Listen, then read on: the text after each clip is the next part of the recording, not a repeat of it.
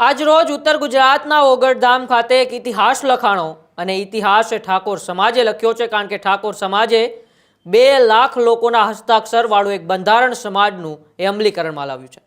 બનાસકાંઠાના સાંસદ અને ઠાકોર સમાજના આગેવાન ગેનીબેન ઠાકોર એ 50,000 જેટલા ઠાકોર સમાજના લોકો સાથે સાથે રાજકીય અને સામાજિક આગેવાનોની વચ્ચે એ ઠાકોર સમાજનું બંધારણ લઈને પહોંચે છે અને ઠાકોર સમાજના બંધારણની અંદર લગભગ 16 જેટલા મુદ્દાઓનું અમલીકરણ જે બંધારણનું છે એ સમાજમાં કરવાનું છે અને તે બંધારણની અંદર સમાજ જીવનને અસર કરતા જેવા મુદ્દાઓ છે, કારણ કે જે સમાજની અંદર છેલ્લા કેટલાય વર્ષોથી કુરિવાજો ચાલતા આવે છે એ કુરિવાજોને આ બંધારણ દ્વારા તિલાંજલિ આપવામાં આવી અને કુરિવાજોને નાબૂદ કરવા માટે ઠાકોર સમાજે ગુજરાતની અંદર આજે એક મોટી પહેલ કરી અને પહેલમાં એ બંધારણમાં 16 જેટલા મુદ્દા ઠાકોર સમાજના અમલીકરણ માટે એ બંધારણ જે અમલમાં આજે આવ્યું છે ને ઓગળધામ ખાતે ઇતિહાસ લખાયો છે। ઘણા ખરા ઠાકોર સમાજના દિગ્ગજ આગેવાનો હોય, પછી અલ્પેશ ઠાકોર હોય, ચંદનજી ઠાકોર હોય, કેસાજી ઠાકોર હોય, મંત્રી સ્વરૂપજી ઠાકોર હોય કે પછી સાંસદ ગેનીબેન ઠાકોર હોય, આમ તો છેલ્લા કેટલાય દિવસોથી ઠાકોર સમાજના આગેવાનો એ ઉત્તર ગુજરાતની અંદર મહેનત કરતા હતા કે ઠાકોર સમાજનું એ બંધારણ એ સમાજની સાક્ષીએ જ અમલીકરણમાં આવે। તેને લઈને પાટણ, વાવ, થરાદ ને બનાસકાંઠા આમ 3 જિલ્લાઓ અને 27 જેટલા તાલુકાઓમાંથી લગભગ 50,000 જેટલા ઠાકોર સમાજના લોકો એ ઠાકોર સમાજની આસ્થાનું જે કેન્દ્ર છે ઓગળધામ ત્યાં ખાતે એકઠા થયા અને આજ રોજ ત્યાં ગેનીબેન ઠાકોરે ઠાકોર સમાજનું એક બંધારણ અમલમાં મૂક્યું અને બંધારણથી હવે અન્ય સમાજોને પણ પ્રેરણા લેવાની છે કે સમાજમાં ચાલતા જે કુરિવાજો છે એમને કેવી રીતના નાબૂદ કરવા જોઈએ।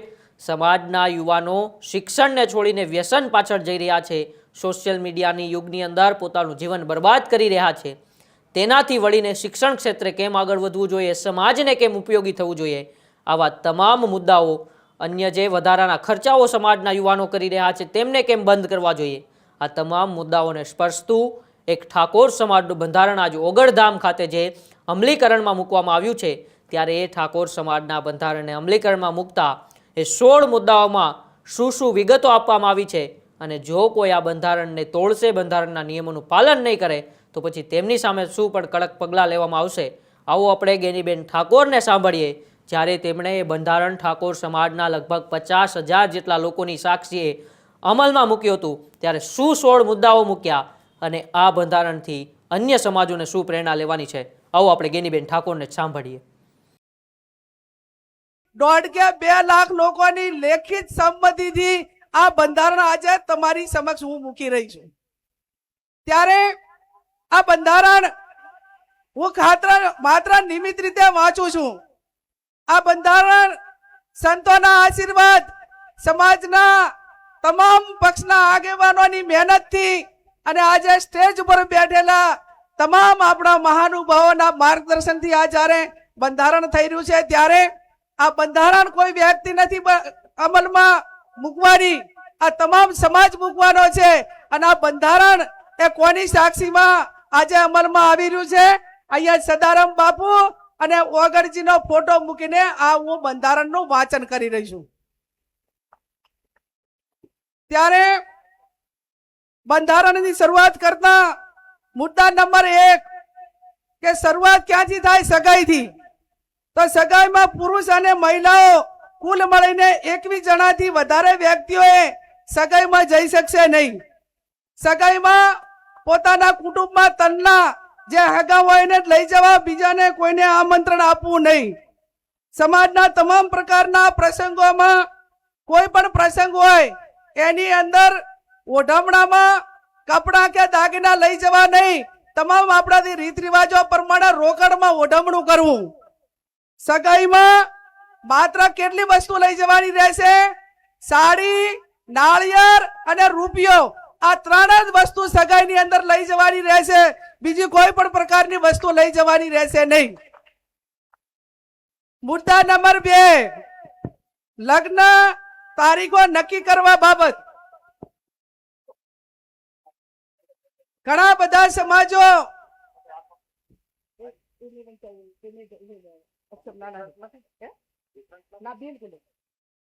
લગ્ન તારીખો નક્કી કરવા બાબત તો આખો સમાજ આજે એવું નક્કી કરે છે વગરની ધરતીમાં જગદીશભાઈ ઠાકોર સાહેબ કે 12 માસ લગ્નથી આજે પશુપાલન હોય, ખેતીવાડી હોય, ધંધા રોજગાર બધા ખોરંભે જાય છે અને સમય આવ્યો છે કે એક એક મિનિટ ઉપર દુનિયા ચાલે છે અને આપણને વર્ષોની મહિનાની કિંમત નથી. ચાલો. ત્યારે બેન વર્ષમાં શ્રી 2 માસમાં જ સમાજ જ્ઞાનીબેન ને વિનંતી કે મુદ્દાનું વાંચન થતું હોય ત્યારે માત્ર મુદ્દાઓ જ વાંચશે, વચ્ચે બીજો વિષય નહીં લે. આપણે જે વાત નક્કી થઈ છે વર્ષમાં 2 માસમાં જ સમાજના લગ્ન માટે તારીખો નક્કી કરવાની થાય છે.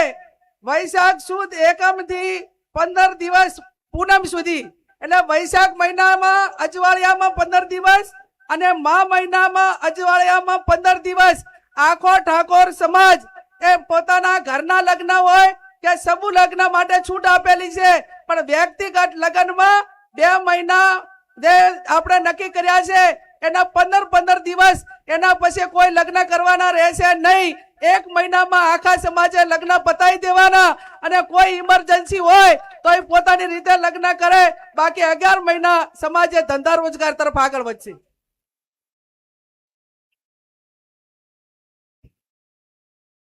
મુદ્દા નંબર 3, સગાઈ કર્યા પછી લગ્ન કરવાના હોય ત્યારે લગ્ન મૂકવાની પ્રથા સદંતર બંધ કરવામાં આવે છે. સામ સામે ચર્ચા કરીને ગણેશ લેવાના રહેશે. લગ્ન પ્રસંગે પત્રિકા છપાવવાની નહીં રહે. સાદું કાર્ડ રાખવું. મોબાઈલ ફોનથી ડિજિટલ આમંત્રણ આપી શકાશે. ટૂડ પ્રસંગે આમંત્રણ કે રાવણું રાખવું નહીં. સામાજિક પ્રસંગે રાજકીય આગેવાનો હાજર ન રહી શકે તો કોઈએ આગ્રહ કરવો નહીં અને કોઈએ નારાજગી વ્યક્ત કરવી નહીં.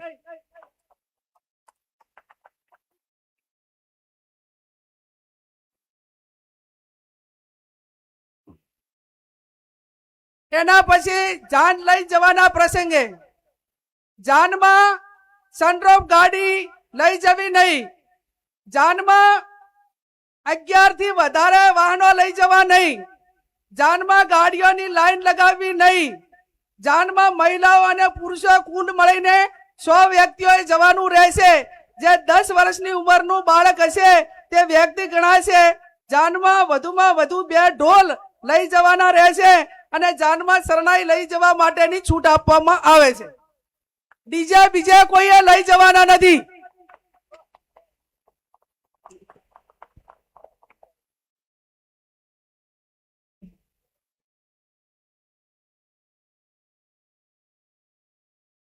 હવે આપણે પટલું, દાગીના, હમાઓ અલગ અલગ પંથકમાં બોલાય છે. વરરાજા હામે ગામ જન લઈ જાય વેવાઈને ત્યાં તો એને કયા દાગીના લઈ જવા? બુટી, મંગલસૂત્ર, પગની ઝાંઝરી અને સાદી બંગડી લઈ જવાની રહેશે. આ સિવાય અન્ય કોઈ દાગીના કોઈ પણ સંજોગોમાં લઈ જવાના રહેશે નહીં.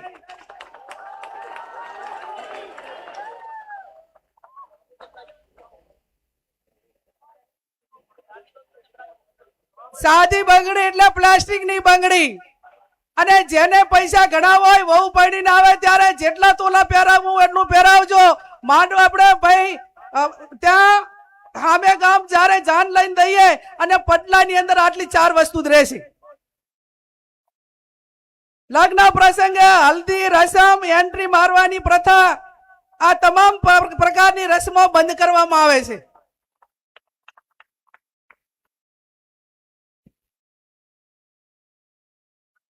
જમણવારનો પ્રસંગ. જમણવારમાં એક મીઠાઈ, દાળ ભાત, કઠોળ, લીલી શાકભાજી, રોટલી, રોટલા, પૂરી રાખવાની રહેશે. આનાથી વધારે કોઈ પણ પ્રકારની આઈટમો લગ્ન પ્રસંગમાં બનાવવી નહીં.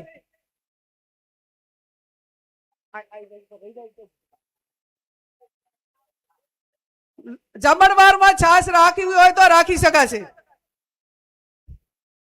ઉનાળાનું હોય તો સાહેબ છાશ રાખવી પડે. હવે પછી આવ્યો મામેરાનો પ્રસંગ. નહીં આવે એટલું છે એના આધારે બીજે નહીં. એક પણ તમે રાઈટ કરતા હોય નહીં આવે. આ મોટા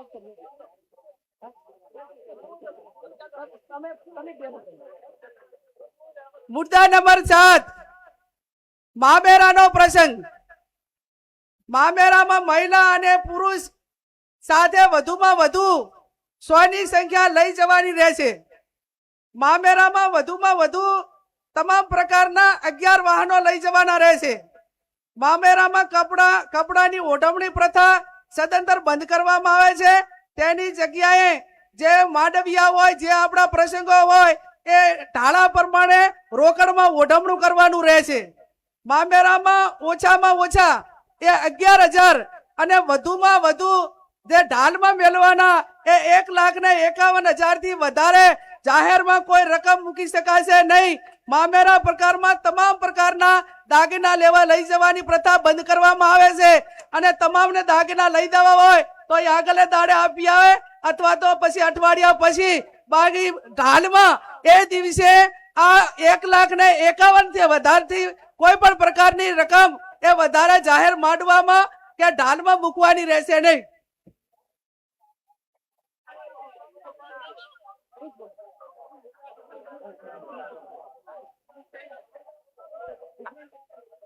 મારે આ ચકમાં પછી આમાં વિશે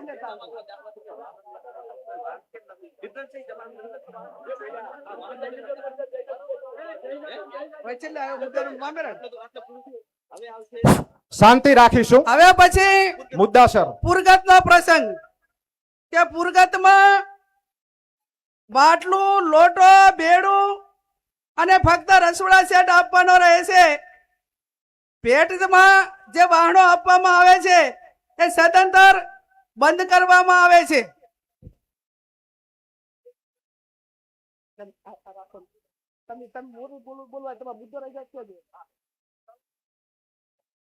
આણાનો પ્રસંગ, દીકરીના લગ્ન કર્યા હોય ત્યારે જ્યારે આણું કરવા જવા માટેની પ્રથા બંધ કરવામાં આવે છે. આપણા સમાજના રીત રિવાજ મુજબ કન્યાને સસરાના પક્ષમાંથી 2 વ્યક્તિઓ આવી અને તેના પિયરમાં મૂકી જવાના રહેશે. બોલામણા પ્રથા સદંતર બંધ કરવામાં આવે છે. બીમારી પ્રસંગે રાવણા કે અન્ય આમંત્રણ પ્રથા એટલે કે બોલામણા પ્રથા સદંતર બંધ કરવામાં આવે છે.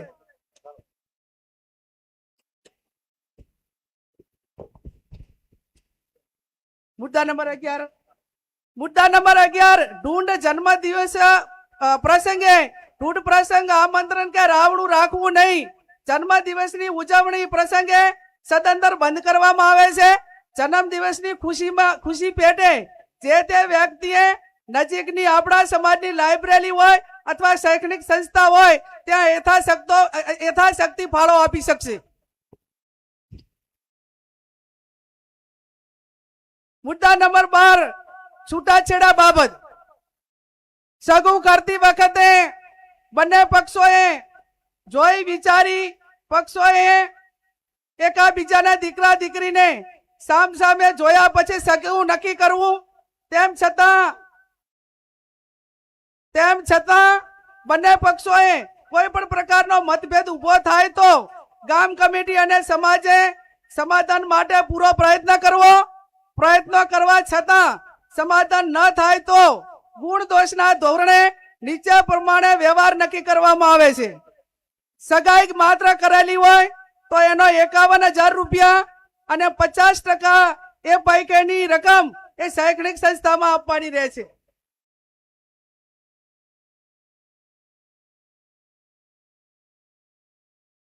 છૂટાછેડા બાબત, લગ્ન કર્યા પછી છૂટું કરવાનું થયું કોઈ સંજોગોના કારણવશ તો એના માટે 2 લાખ રૂપિયા એ સમાજનો જે રિવાજ એ કરવામાં આવે છે. અને ત્રીજું, લગ્ન કર્યા પછી સંતાન હોય તો એના માટે કરીને 3 લાખ રૂપિયા એ આપણે સમાજનો રિવાજ એ નક્કી કરવામાં આવે છે. જે 2 લાખ રૂપિયા નક્કી કર્યા છે એમાંથી 50% રકમ એ જે તે શૈક્ષણિક સંસ્થામાં આપવાની રહેશે. અને આ 3 લાખ જે સંતાન હોય તો એ 100% રકમ એ જે તે સંતાનોના નામે મૂકવાની રહેશે. એમાં કોઈને ભાગ આપવાનો રહેશે નહીં.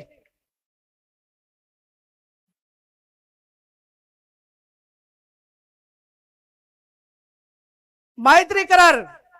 હવે મૈત્રી કરાર હોય કે લવ મેરેજ હોય, આ કાયદાથી બંધાયેલી વસ્તુ છે. પણ મૈત્રી કરાર તેમજ ભાગીને પ્રેમ લગ્ન કરનારને અથવા સમાજે આ બાબતમાં કોઈ બીજા સમાજ કે એવું થયું હોય તો એને જેટલું શક્ય છે એટલું સમાધાન કરવા માટેનો પ્રયત્ન કરવો અને આવી ઘટનાઓ ન બને એટલા માટે સમાજમાં સમજણ ઊભી કરવી.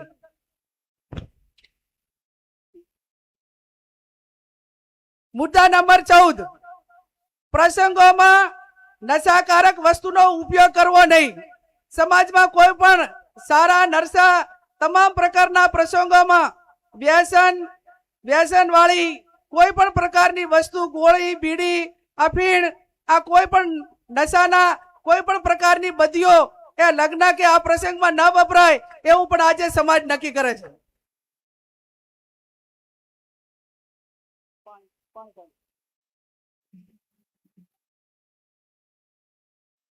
મુદ્દા નંબર 15,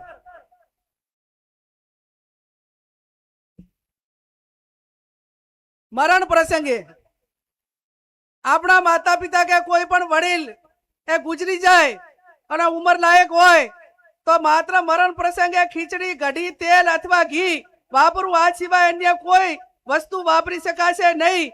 બેસણામાં કોઈ પણ વારને કવાર ન કરવો અને શક્ય હોય એટલું જે તે વિસ્તારના ઓલા પ્રમાણે કરીને એ ઝડપી પતે એવા પ્રયત્નો કરવા. જે કોઈ કવાર ના હોય, જે તારે જન્મ આપવા એ ટાઈમે કોઈ વાર નથી હોતો, કોઈ બીજા પેડામાં નથી હોતો, એટલે આવા પ્રસંગોમાં કોઈ વારની કે એની રાહ જોવી નહીં. મુદ્દા નંબર 16, ખાસ વિનંતી, દરેક ગામમાં કુટુંબ વાઇઝ આ જે કમિટીઓ જે બનાવવાની છે એની અંદર આ જે આપણું આ બંધારણ છે એ બંધારણ દરેક કુટુંબ વાઇઝ પહોંચે એના માટેના પ્રયત્નો કરવાના. દરેક તાલુકામાં તાલુકા કક્ષાએ બંધારણ અમલમાં માટે આવે તે માટે સંકલન સમિતિ બનાવવાની, તાલુકાની સંકલન સમિતિ બનાવવાની અને એકદમ ચુસ્તપણે આ બંધારણ અમલમાં થાય એના માટે તમામ પ્રયત્નો કરવાના. આજે 16 જે મુદ્દાઓ હતા એ મુદ્દાઓ મેં તમારી સમક્ષ વાંચ્યા છે અને આ 16 મુદ્દાઓમાંથી કોઈ પણ ભંગ કરે તો એનો હગો ભય હોય તો એના પ્રસંગમાં હાજરી ના આપવી. અને હું આજે આ વોગરજીની ધરતી ઉપરથી બધાને વિનંતી કરું છું કે આ બંધારણ એ વોગરજીની સાક્ષીએ, સદારામ બાપુની સાક્ષીએ, નાથ ગંગાની સાક્ષીએ, સાધુ સંતોની સાક્ષીએ જ્યારે અમલમાં આવ્યું છે અને છતાં કોઈ પણ વ્યક્તિ આ બંધારણ માટે એને અમલીકરણમાં કઈ બાંધછોડ કરશે અને આ પ્રકારનો સમાજે નક્કી કર્યું એમ ન વર્તે તો એ સમાજનો સૌથી મોટો દેશદ્રોહી ગણાવશે અને સમાજનો દુશ્મન ગણાશે. એ સમાજને એની જોડે કોઈ પણ પ્રકારનો વ્યવહાર ના કરવો. આ 16 મુદ્દાઓનું બંધારણ મેં તમારી સમક્ષ મૂક્યું છે. છેલ્લી વાત કે આજે તારીખ એ 4/1/2026 છે. ઘણા બધા મહાનુભાવોએ એમના પ્રવચનમાં વાત કરી કે આપણે ખોડિયાલ વરાણા મુકામે એ સમાજનું બંધારણ એ અમલમાં મૂક્યું હતું પણ એનું દર વર્ષે ફોલો ના થયું અને એના કારણે બંધારણ ક્યાંક ને ક્યાંક તૂટ્યું. તો આજે સમાજ એવું નક્કી કરે છે કે આજે તારીખ 4/1/2026 થઈ છે અને આવતી તારીખ 4/1/2027 ના રોજ આ બંધારણ દિવસની ઉજવણી કરવામાં આવશે. એમાં જે મુદ્દાઓ એડ કરવાના છે એ એડ કરશે અને સમાજ એની સમીક્ષા કરશે.